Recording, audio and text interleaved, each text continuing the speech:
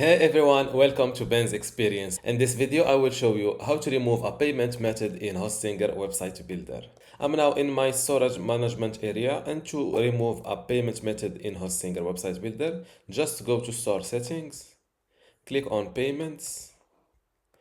As you can see, I use PayPal and also the manual payment for this online store. And to delete one of these payments, just click on Manage next to Manual Payment, for example, and hit this Remove Manual Payment.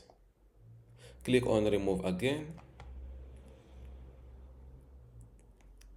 As you can see, the manual payment is removed. Same thing with PayPal, just click on Manage and click on Disconnect PayPal. And this is how to remove a payment method in Hostinger Website Builder. Before you go, I have something special for you. I have two free online video courses for you. The first one is about Hostinger hosting and WordPress managing, and the second one shows you how to use Hostinger Website Builder to make basic websites or online shops. You can get them both for free just by clicking the link in the description. If you like this video, give it a thumbs up and subscribe. If you have any question, leave a comment below.